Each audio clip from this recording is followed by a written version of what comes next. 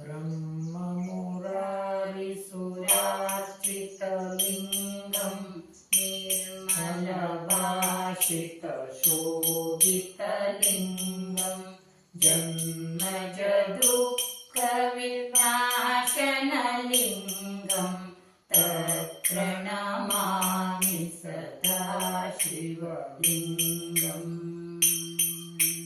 देवमुनिप्रवरार्चितलिङ्गं कामदहनकरुणाकरलिङ्गं रावणदर्पविनाशनलिङ्गं तत्प्रणमामि सदा शिवलिङ्गम्।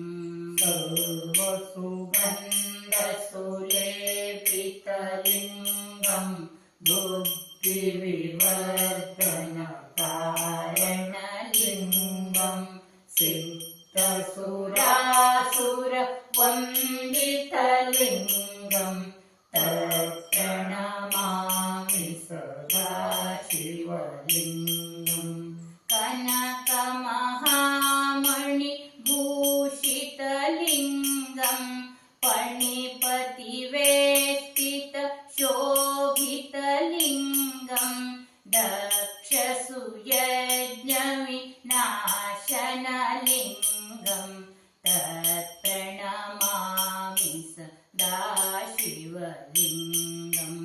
कुङ्कुमचन्दनलेपितलिङ्गं पङ्कजहारशुशोभितलिङ्गं सञ्चितपापविनाशनलिङ्गं तत्प्रणमामि सदा शिवलिङ्गम्। देवगणार्चितसेवितलिङ्गं भावैर्भक्तिभिरेवचलिङ्गं दिनकरकोटिप्रभाकरलिङ्गं तत्प्रणमामि सदा शिवलिङ्गम्।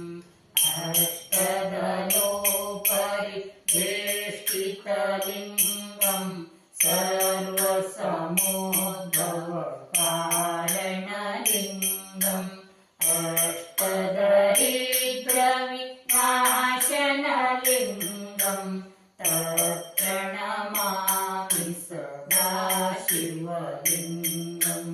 सुरगुरुसुरवरपूजितलिङ्गं सुरवनपुष्पसदार्चितलिङ्गं परमपदं परमात्मकलिङ्गं तत्प्रणमामि सदा शिवलिङ्गम्। तत्प्रणमामि सदा शिवलिङ्गम्।